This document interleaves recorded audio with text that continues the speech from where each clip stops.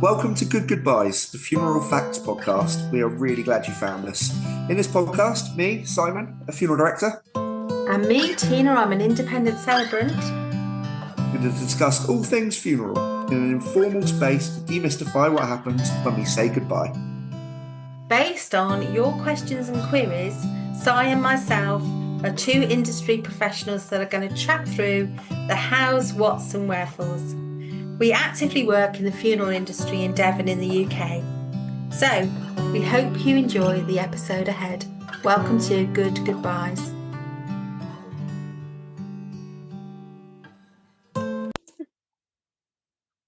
Hello, this is Tina and this is Good Goodbyes. Welcome, listeners. I've got a guest with me today, Kathryn Somers, and Kat is a nurse in Devon and we are going to talk about organ donation. Welcome, Kat. It's absolutely lovely to have you here. Hi, Tina. Thank you so much. Thank you for having me. Oh, it's an absolute pleasure. So tell me how you became a nurse working with organ donation. Yeah, so as you said, I'm one of the specialist nurses in the Southwest Organ Donation Services team. How did I get into organ donation? So I graduated from Plymouth University in 2010, and I started my career at the Royal Devon Hospital on medical wards, which I really loved.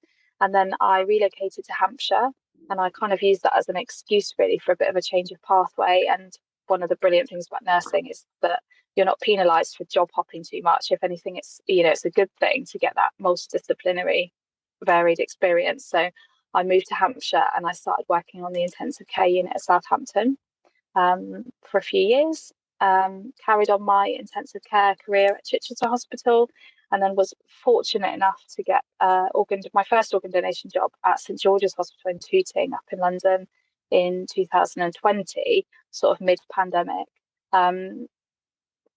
The reason I kind of sought that job out and I applied for that job was because I love critical care. I really, really love intensive care. I think it's such a varied nursing career. There's lots of thinking on your toes, lots of adrenaline. There's a real sense of camaraderie on an intensive care unit. You really, really have to use your brain. There's a lot of kind of diagnostic skills from a nursing perspective as well. And I just love it.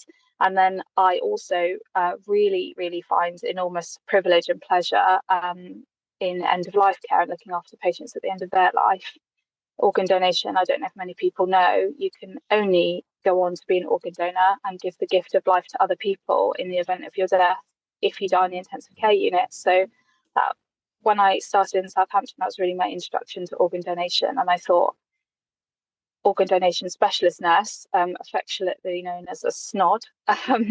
This is a role that encompasses end of life care and also critical care. So my two sort of passions in nursing. So it was a no-brainer really that I would apply to do this job. And yeah, here I am 5 years later, and I love every single day of work. Yeah. It sounds really rewarding. So there's going to be people listening to this podcast who might not fully understand organ donation and kind of questions in their minds. I suspect, Kat, like, what can I donate? Oh, they might be interested, as you've quite rightly just said, that, they've got to be in intensive care when they die. So I'm guessing that means a lot of those deaths might be unexpected or in difficult circumstances. Does that tend to be the case? Yeah, it does. Yes, I talk about it very passionately, and I do love my job. But make no mistake, it comes with a lot of kind of vicarious trauma for us. And every patient we go to, I mean, every death is sad, absolutely, but not every death is tragic. And all of our deaths tend to be young people. They're sudden deaths. They're unexpected. This is sudden news for a family. There's no time to sort of get their head around this. There's no time to plan for the end of your life when you're dying in intensive care. So yeah, it's a very unique position to be in if you are dying on a ventilator in ICU. You fall into a category of 1% of the population die in a circumstance where they can donate organs after death. So it's sudden and it's tragic and it's really, really difficult circumstances. It is a unique position to be in. Mm. And if you're somebody listening and thinking, oh, I think my son has mentioned that he'd like to be an organ donor, or Hmm. they're thinking for themselves, what's involved? Because obviously, by what you're saying, there's some pre-planning in the situation. Yeah, so from my perspective, where I kind of am invited into a patient's care, if you will, if there is a patient on the intensive care unit who sadly isn't doing very well, and it's looking like the direction of their care will be transitioned from curative to planning the end of their life, the unit will page us, and we're very kind of welcoming speciality, and we treat everyone equally, and we empower everyone to refer. Excuse me. So anyone can refer to the organ donation team. Student nurse can pick up the phone. A healthcare assistant, a junior doctor, a consultant, anyone who picks up the phone to us will have the same response, and that is, "I'm sorry you find yourself in this position with this patient, and thank you so much for thinking about organ donation at this time." So if it's identified that a patient's care is going to transition from curative to end of life, we receive a phone call from the intensive care unit, and we will carry out an assessment primarily over the phone, and we'll ask lots of questions about the patient's age, their past medical history, what they're kind of, we look at the function of their organs, and that's very easy to do just by looking at the trend of their blood results this admission. Getting a bit clinical now, but and I we guess what you're will, saying for layman is that you're trying to assess if these organs are healthy to be given to another yeah, person. that's Mm. exactly right. And if we think on initial assessment over the phone that they are, then we will visit and we will do a more thorough assessment, and that will include speaking to a GP and looking at someone's past medical history, but also their social history as well, and any habits they have in life that might damage their organs. And we only approach a family, we only talk about organ donation when we're absolutely certain that that is something we can offer. It would be very sad for us and for everyone involved if we spoke to a family prematurely before we'd assessed a patient properly and we offered organ donation, and family found positivity in that, and really wanted that to go ahead, and really wanted that legacy to be left, Mm. and really wanted to do that for their loved one. And then we had to say, oh gosh, I'm really sorry, I found something that would contraindicate your loved one from Yeah, donation. So completely. our job starts at that assessment point. Yeah. But for people who think, right, I'd like to at least be considered to donate my organ should I die unexpectedly. What could they do then to plan for that possibility? That's a very good question. Our kind of main message to anyone in the public is to discuss your wishes with your family in life. You can, and we would encourage you to go on to the NHS Blood Transplant website and register your wish as either opt in or opt out. Mm. But whatever your wish is, make sure it's known, register it formally if you can. And if you don't feel able to do that, talk to your loved ones. I know it's a really difficult conversation to have sometimes. It's not a conversation for over dinner, I suppose. But there's only two things certain in life, and that is entering the world and leaving it. We are all going to die, and no one wants to talk about it, but it is going to happen. Mm. Hopefully, the aim of the game is to live a beautiful, long, healthy life and die in a position where you can't donate your organs, but anything could happen, sadly. So, yes, I would encourage everyone to talk to their loved ones about what they want so that it's clear in life. Yeah, yeah. And having been on the site and kind of done my own, wishes indication, it's very straightforward. I'd just like to say to our listeners, it's super straightforward. So that's the straightforward bit. I think, like you say, Kat, it's the bit where you sit down and say, look guys, I'm not planning to leave the planet, but if anything should happen, I just want you all to know these are the things that I'm interested in. And of course I would encourage, as part of this podcast, that's in a rounded conversation where you're saying, look, I want a Viking funeral, I want you to sing these songs, and also, by the way, I'm really quite interested in organ donation. And it's quite interesting actually how much younger people are very focused and understanding of these possibilities, isn't it? I know I've certainly had a conversation with my 21-year-old daughter, not with any desire that anything should happen to her, but she herself has thought, this is something I would like to do, because I think a lot of people want to give a lot in whatever way they can. Yeah, absolutely. It's really interesting you say about younger people talking about it more and more. I would agree with that. I think we're getting better at talking about death. Generations above us, not so much, but younger people, yes. And I think one of the things we can attribute that to is social media, and the internet, which is at our fingertips.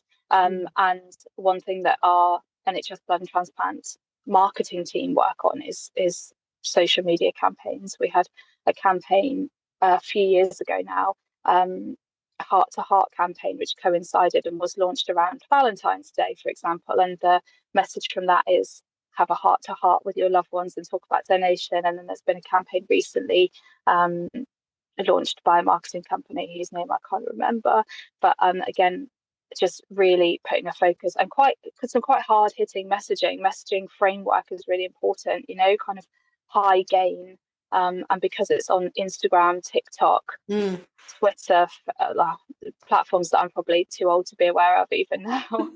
I think younger people do talk about it more. Yeah, you're absolutely right. Yeah. So if you were in that situation where you said you would like to donate your organs if it's possible, you find that your organs are going to be, I don't know if they still use the term harvested, but taken and given on to others, how many people could benefit from someone donating their organs? Yeah, we say retrieved now, but it's interesting how language has changed over time. Yeah, I did wonder. We shy away from that and we say retrieved, so organ retrieval or donation. Again, that's a really good question. So you can save up to 9 lives from organ donation, and that would be your heart, left kidney, right kidney. Your liver can be split in two under the right circumstances, so your left lateral lobe can go and help a small person. Your pancreas, your bowel, and then your lungs can be split as well. So we do say that one donor can save 9 lives, which is absolutely incredible. And then also you're able to donate your eyes, giving the gift of sight to multiple people, which is often kind of, I think tissue donation, I always say, comes as the poor relative. We don't talk about that as much, but donating your eyes, which anyone can do, actually, you don't have to die in intensive care to do that, giving the gift of sight to other people who are waiting, without sight for years, is also not to be underestimated. That gives someone their life back as well. But yeah, 9 donors, 9 recipients, sorry. Yeah.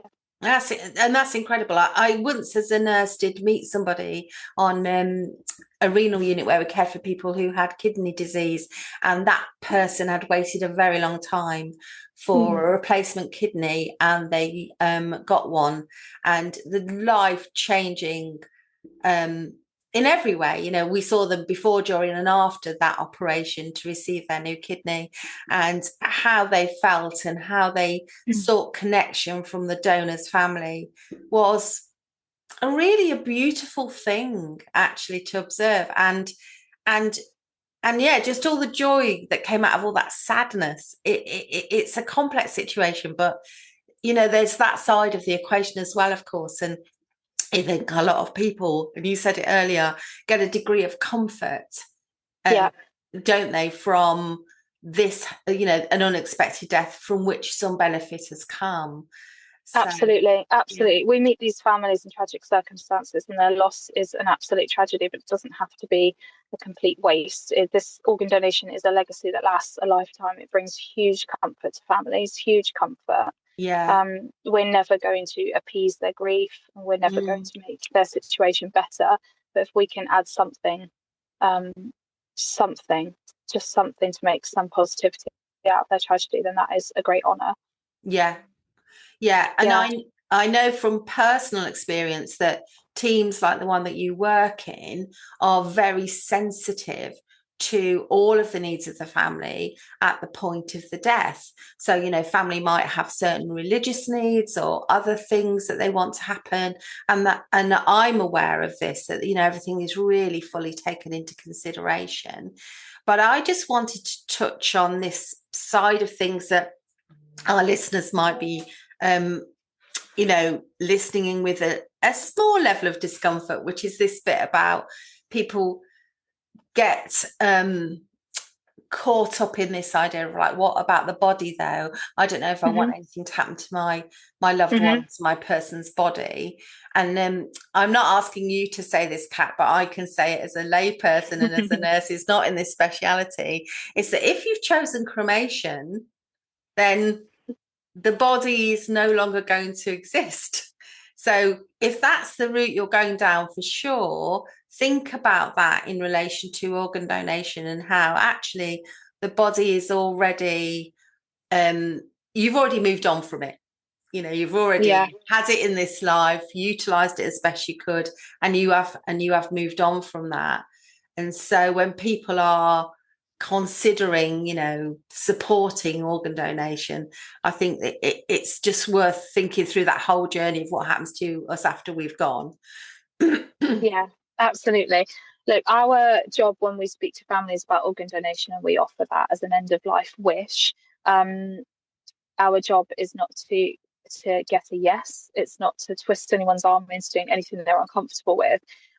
If people have concerns about the procedure itself and how your body will look after, I will absolutely work hard to myth bust and make sure that they make an informed decision. So I will try and explore that, and I will say, tell me about your religion. Tell me how I can.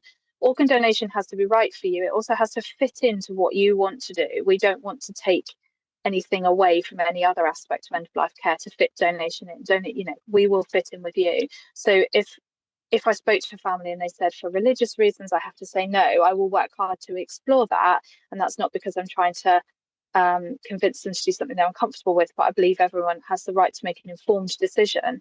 And also because the patient, the donor in question, is on a ventilator, unable to have a voice, I want to be their voice in the room and advocate for them. So we do explore decisions, very much so. A couple of points to make. There are no major religious groups who are opposed to donation. There are cultures within religions and there are people with different beliefs, but there are no religious groups who are absolutely line in the sand completely against donation at all. So if you have a personal belief that we can navigate with you, then great. I feel the same as you, and in my personal belief is that God forbid something happened to me tomorrow and I was in a position where I could donate and my family said no, my personal belief is that I would be going to the grave with buried treasure, and that's not my wish and that's not what I want to do. But that doesn't mean that we judge anyone who makes a decision not to donate. Yeah, absolutely. And I think this, for some families, that's why the early conversations, you know, even the casual conversations over dinner 4 years ago, which people might remember, they are helpful because in the moment of everything happening, when someone's sitting there in front of you on a ventilator, you know, you're in a state of shock and you're not really thinking in the way you normally would be thinking. So in a measured way as you would normally be thinking. And I imagine that's why it's so helpful if you've got some pre-knowledge of what your person was wanting. Yes, you're absolutely right. To ask family to make that decision, having not known what their loved one would want at all, at a time when they're not only grieving, but when you're in hospital, if you've ever visited anyone in hospital, the worries that are on your mind, you've not slept, you're not eating properly, you're in a time warp, you're worrying about how expensive the hospital car parking is, who's going to feed the dog and walk the dog at home while I'm in here, I can't leave. The doctor said he would talk to me an hour ago, but he's caught up with an emergency and I'm waiting. You know, this is not a time when you have, arguably, when you have full capacity and you're thinking at your best. You know, there's a lot of other stresses on your mind when you visit people in hospital. So if you already know the answer to the question, did your loved one believe in organ donation or support organ donation, then yeah, that's really, really important. Yeah, so helpful, isn't it? To know a range of people's wishes and desires after their death, I think is so helpful. So if you are someone who does donate and everything works out, all the ducks line up, so to speak, how is that celebrated or acknowledged, Kat? Is there anything that happens? Yeah, there is. So we first of all, just to give a nod to my colleagues in the donor family care service. They work up in Liverpool, and they're a fantastic service who support families following donations. So they will write our follow-up letters to let families know how the gift of donation has impacted other people's lives. There'll be enough information in those letters for families to be incredibly proud of what's happened, but not so much that it's not anonymous anymore. So, for example, families will receive a letter saying, your loved one's truly selfless act has brought life back to so many people. A lady in her 40s received a kidney after waiting for 5 years. It will be that sort of language. So our colleagues in the donor family care service send those letters out. We also send a card to mark anniversaries. Bereavement support, they do what they can with that as well. So we will send children's bereavement books out. We have a book called Giving Hope, which explains donation to children. So we make sure that families are supplied with those sorts of resources if they need them as well. So in terms of short-term ongoing support and long-term, that would be our donor family care service, who do amazing things. So yeah, big nod to them while I've got a platform to praise them. The other thing, which the public wouldn't be aware of, is our Order of St. John's ceremony. So around a year after their loved one has died, the family will be invited to an Order of St. John's ceremony. It'll be held locally within county, hopefully, although some people do have to travel a little bit depending on geographically where their loved one died. Where does the award originate from, Kat? Yeah, so the Order of St. John's is an award from His Royal Highness in recognition of the selfless contribution that organ donors make to extend life and give hope. So we would hold a Order of St. John's ceremony in usually a kind of unique, beautiful building to mark the occasion. So sometimes it's local cathedrals, sometimes it's nice hotel rooms. Families are invited to come along and receive this award on behalf of their loved one. There will be representation from His Royal Highness the King there to give the award out. The specialist nurses will come back as well. So there's a chance to meet the specialist nurse who went through consent with you and supported you through a donation, which is a really lovely kind of full circle moment. There are poems, readings, we light candles, there's coffee and cake, and it's just it's less of a memorial and it's not a morbid thing. It's just a beautiful day. It's a celebration. People dress beautifully. They usually wear their little gold pins. So again, our donor family care service, they send out gold pins to families in recognition as a little kind of medal of what's happened. And when people come back a year after their donation, when you met them at their worst time, and they come back to this beautiful hotel room dressed in their best clothes with their gold pins, and they talk so proudly about their loved one's donation, and they say, oh, we got our letters, and did you know that? It's just really lovely. And as I touched on before, our job is not to convince anyone to say yes to donation. It's okay if people say no, if that was the right thing for them. But when I go to things like that Order of St. John ceremony, and I see the pride in the room, and I feel the love and the legacy in the room, I think people who say no miss out on this, and it really truly is a gift. What a wonderful moment of recognition. Thank you for telling us about that, Kat. So just before we leave you then, is there anything additional you'd like to myth bust, or anything you think our listeners need to know while they think through their own future around organ donation? Yeah, I think I would be repeating myself, and the key message is to talk to your loved ones about what you would want to happen to your body in death. Would you want to donate or not? And it's okay if you don't, but it's wonderful if you do. I think that you might disagree doing this podcast, Tina, but I think that a lot of other factors to do with our death and our passing we talk about more openly than organ donation. Whether you want to be buried or cremated, where you want your ashes to be scattered.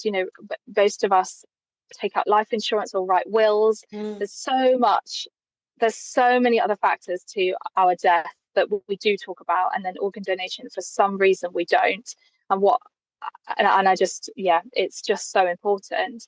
I would just talk about perhaps the law change that happened in 2020, just to clear that up maybe. So in March 2020, we switched from an opt-in organ donor registration system to an opt-out. Now that's what we call a soft law, which means that we don't enforce opt-out. No one is forced to do anything that they don't want to do. We still allow a next of kin to override a decision, rightly or wrongly. People have different opinions on that. But what it means is that when we are referred a patient, we check the organ donor register, and if they're opt-in, we know that their wish was to opt in, and if they're opt-out, we know that their wish was to opt out, and that's really clear, and that's really helpful to us, and that is brilliant.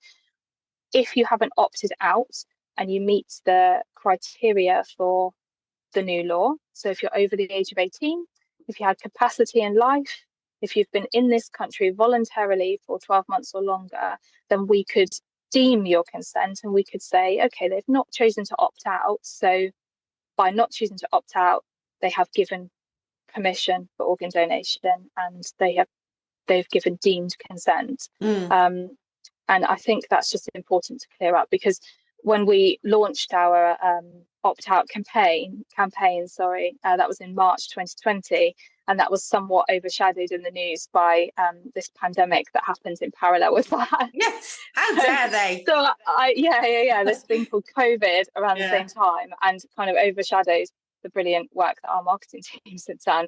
And I still have friends say to me, are we opt in or opt out? I'm not quite sure. And I think, oh yeah, what a shame. I am aware of it. And when it kind of all happened, I thought how sensible, because my brother-in-law, he doesn't now, but in his younger life, he had a motorbike for many years.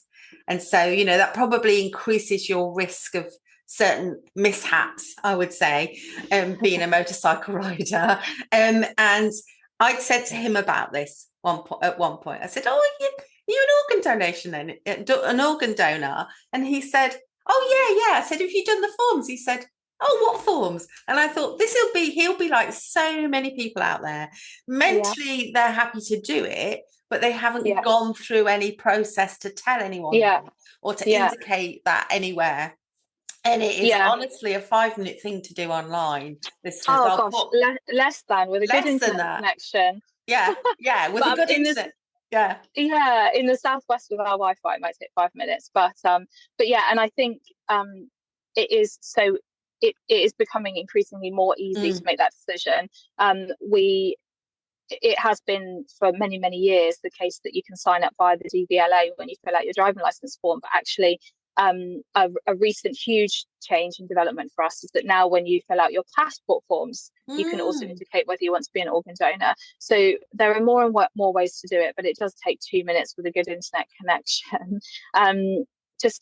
Worth saying as well, an interesting fact, down in the southwest here, we have the largest population, the largest percentage of the population across the UK who have registered a wish to donate. So 52% of the population in the southwest are actively on the organ donor register, which is incredible. So things like what you're doing here, inviting us to speak on a podcast, it really works, and we're really grateful for the opportunity to get that message across. So thank you. And if a few people listen to this podcast and talk to their loved ones or sign up on the organ donor register because of it, then that is brilliant. So thank you for letting me speak to you today.